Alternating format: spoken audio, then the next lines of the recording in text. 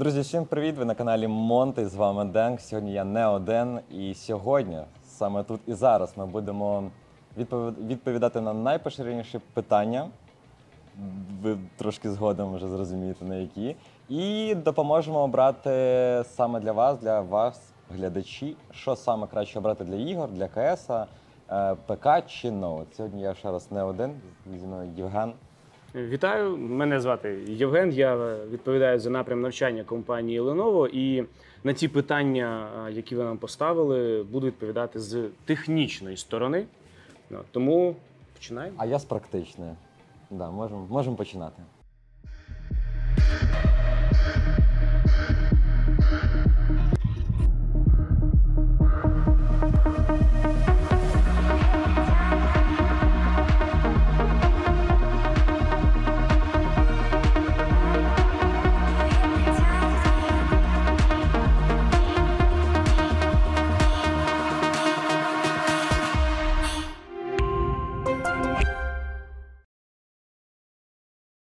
Ну, можу почати.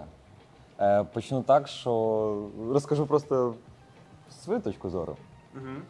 Вважаю, що якщо... Вона точно не співпаде з моєю, гарантую. Я впевнений теж на 100%, що вона не співпаде. Але можу сказати так, що мені здається, що краще всього обрати ПК. Але якщо, наприклад, ти подорожуєш і в тебе немає можливості брати там системні блоки і так далі з собою, то краще все-таки взяти ноут, якийсь для ігор з гарним процесором, відеокартою. Але зазвичай, якщо проводиш час вдома, то я б брав би, напевно, ПК просто. Ми під ПК розуміємо класичні тавери або куби, щось велике, куди можна засунути побільше потужності. Тому дійсно, виходячи з питання про competitive gaming, варіантів небагато, це лише класичний стаціонарний десктоп.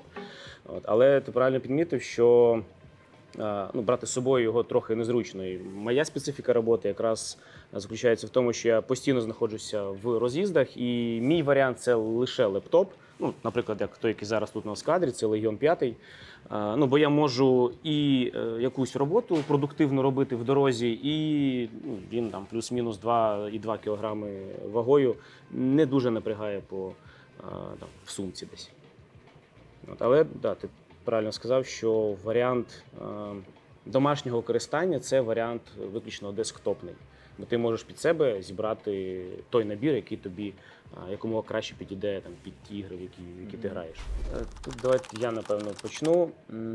Моє бачення як представника компанії, яка дає ринку готові рішення, звісно, це готове рішення. Тому що ти одразу з коробки купуєш перевірені комплектуючі, ти точно знаєш, як воно працює, ти точно знаєш, що воно працює, тобі не треба підбирати під ту карту, яку ти знайшов, правильний блок живлення, щоб був там якийсь запас потужності, тобі не треба вишукувати правильний проц під правильний воно все одразу є. Ти купив, відкрив, під'єднав клавіатуру, мишку і все, і граєш. Моє бачення виключно таке, як рядового класичного користувача. Тепер питання саме з точки зору того, хто професійно займається роботою саме з ПК. Ти б купив готове рішення чи збирав би, сидів би самостійно? І чому? Дуже класне питання. Можу погодитись з тим, що для звичайних користувачів краще і набагато легше і економніше по часу просто купити готове рішення, привезти його додому, під'єднати і все. І на цьому все закінчується. Я роблю трошки по-іншому. Я збираю його сам, умовно, просто кажу, які деталі я б хотів бачити, адже в нашій індустрії дуже потрібно мати гарний ПК з гарними налаштуваннями, з гарним процесором і так далі, тому подібне. Тому, що я роблю? Я просто підбираю собі найкращі, як я вже повторився, процесори, відеокарти і так далі. Яка в тебе збірка? Останній Intel 4090, водянка і так далі, тому подібне. Да. І я ж кажу, що я їх просто підбираю, ці моделі, відводжу до людини, вона це все хоп, зібрала, я собі так само приїхав додому і на цьому все закінчилося. Тому якщо є час, натхнення і розуміння, як воно повинно працювати, ви можете то робити самостійно. Якщо ви хочете просто сісти і пограти, то варіант готового ПК дійсно можна розглядати. Знову ж таки, якщо в тебе є бажання отримати топові рішення, ну просто ти хочеш мати там, Core i9, HX, або взагалі той, який ти можеш розганяти самостійно, ти хочеш мати 4090, просто бо це краще, що зараз є в індустрії, ти хочеш мати, я не знаю, весь об'єм оперативної пам'яті, який тобі доступний на ринку, ну окей, будь ласка. Якщо ти все-таки підбираєш з розумінням, для чого тобі то треба, ти знаєш, в які ти будеш грати ігри, ти розумієш, які плюс-мінус параметри гри ти можеш налаштувати на певному залізі, да, то просто купити найдорожче немає сенсу, навіть виходячи з того, що не завжди, не всі ігри, можу помилятися, але ну, не всі ігри, не весь софт дістає всю необхідну можливу потужність з процесора і з графіки. Там завжди є певний запас потужності, і можливо краще взяти щось доступніше, але те, що точно буде відпрацьовувати там, ті самі гроші, які ти в те вклав. Моє бачення. Да, єдине, що додам, що потрібно розуміти, на яку ціль вам це. Тобто, якщо ви розумієте, що ви професійний гравець, так, звичайно, краще купити найкраще до стаціонарного комп'ютера, чим брати там ноутбук. Тобто має бути якась ціль кінечна, що вам треба, для чого ви це роздивляєтесь і так далі. Є таке негласне правило 5 років. Це чисто статистично. Років через 5 залізо починає, ну, умовно, втомлюватися. Це навіть питання не в тому, що там, не знаю, не Щось вистачає нове драйверів або виходить, щось нове виходить, воно просто саме по собі починає втомлюватись. Це по-перше, а по-друге, ну за 5 років тобі набридне те, як він виглядає, захочеться як мінімум оновити візуально. Раніше 5 років, там 4-5 років немає сенсу. Це просто з точки зору саме статистики, яку ми збираємо по світу і разом з партнерами, там, з компанією Intel, можемо давати якісь такі аналітичні висновки. Ну і з іншої сторони, якщо навіть роздивлятися зміну своїх комплектуючих, то за пару років, в принципі, на ринку нічого абсолютно кардинально не зміниться, якщо я не помиляюсь, напевно. З моєї практики за пару років не виходить там ще 5 якісь нових процесорів, відеокарт і так далі, і так далі. А через років 5, да, вже в тебе є вже і вибір, і ти можеш і подивитися, і порівняти, що краще, що гірше, тому так. Плюс треба сказати, що будь-який новий продукт, який тільки виходить, йому треба давати там, не знаю, півроку, місяців 9 на умовну адаптацію. Будуть приходити нові драйвери, буде оновлюватися якесь там програмне забезпечення. І твоє залізо тільки протягом першого року ще буде відкриватися наповну. Тому поспішати точно з цим не треба. Друзі, а зараз ми будемо робити розіграш таємничого боксу. Можете побачити десь його отут чи тут. Там буде мерч Monte і Lenovo разом. Переможця виберемо рандомним коментарем, тому пишіть коментарі і вам така пасхалочка. Напишіть, будь ласка, свою першу найулюбленішу гру в дитинстві, яку ви грали, яка вам запам'яталась. Пишіть коментарі, не забувайте. Це до тебе питання по-любому. Максимально важливе, чим нижча частота оновлення, тим гірше ви граєте. Чим вища частота оновлення, тим краще ви граєте. Але є одна ремарка. Якщо у вас не топовий комп, наприклад, вам головне розуміти, що якщо ви берете, наприклад, монітор в 240 Гц, вам треба розуміти, що ваш FPS не має бути менше, ніж 240. Це основна, в принципі, деталь цього питання. Якщо у вас він менше, вам не потрібно брати монітор в 240 Гц. Якщо вам більше, так, беріть. І грати буде набагато краще. Наскільки для тебе чутлива різниця між 144 і 240, 240 і 360? Від 140 і 360? 144 і 240, і 240 і 360. Відповім. Від 144 до 240, в принципі, є непогана різниця, її видно, ти її відчуваєш. Від 240 до 360, в принципі, вона невелика, вона єлі-єлі помітна або взагалі непомітна. Просто ти трошечки відчуваєш, що ще стало плавніше. Але, в принципі, чогось такого то ні. А от різниця між 144 і 240 є велика. У мене був монітор 60 Гц. FPS десь було 180, ну це ще на першому ПК моєму, типу там 200, колись на фрістаймі, а коли гра починається, типу 160. І я на Фейсеті досягнув 10 рівня Фейсету. У мене було 2080 ело, але далі я не міг. Я тільки оновив монітор, взяв собі 144 і тоді пішло. Тому, я не знаю, там уже самі думаєте, кому як. В 60 Гц 180 FPS грав, 10 рівень Фейсета, пацани. Я буквально трошки скажу.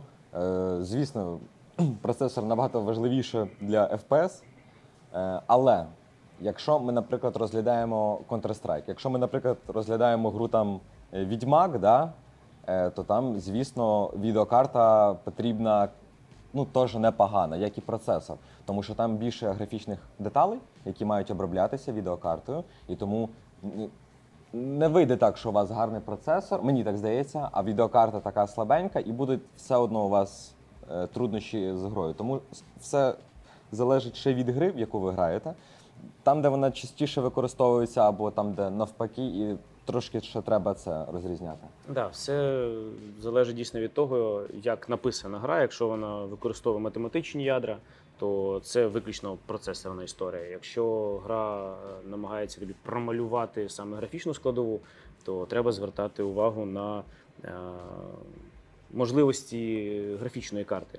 Але знову ж таки, ти правильно сказав, що не може бути поганий процесор, класна графіка, або навпаки, класний процесор, погана графіка, і все буде якось там. Ні. Вони зазвичай працюють в парі, хтось комусь в чомусь допомагає. Бо знову ж таки більшість ігор на сьогоднішній день вони не побудовані на якійсь одній логіці, вони використовують і математику, і графіку під час промалювання.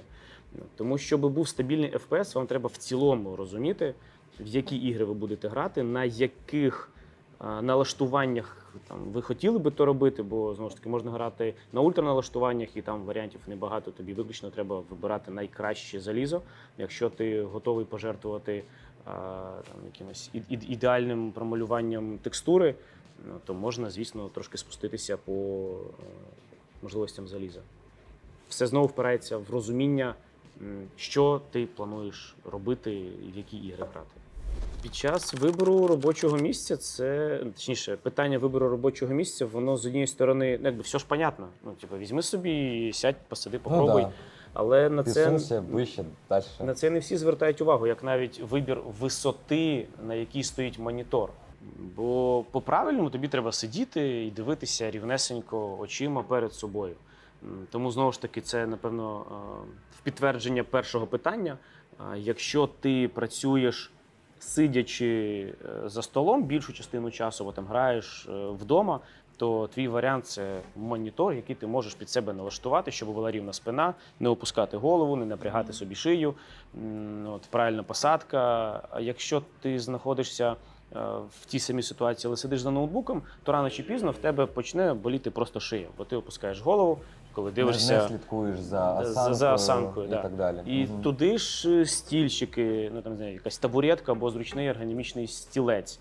Звісно, краще якийсь ергономічний стілець, він буде підтримувати тобі спину, буде підтримувати тобі там сідниці, правильно вибрав поясницю, правильно вибрав висоту, щоб ноги не затікали. Це все дуже індивідуально, ти правильно казав, і на це треба звертати увагу. Це не так, що ти просто сів кудись і все, і молодець. Через якусь кількість хвилин тебе фізично почне тіло підводити. Ще єдине, що додам з приводу стільців, що раніше в мене також були стільці, і я ніколи не задумувався за оцю подушечку, яка ззаді.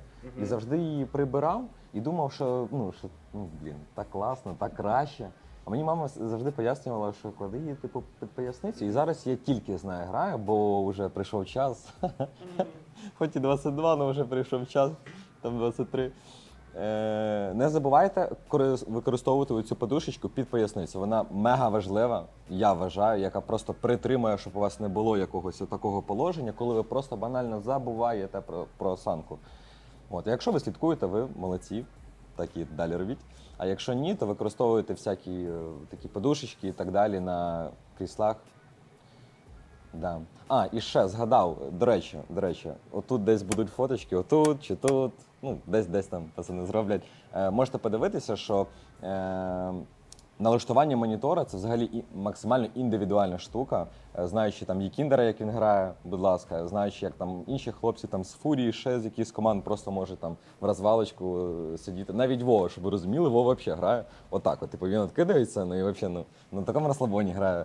Тому да, це максимально індивідуальна історія, тому перед тим, як грати, підбирайте дистанцію, підбирайте сторону, як вам краще, чим зручніше.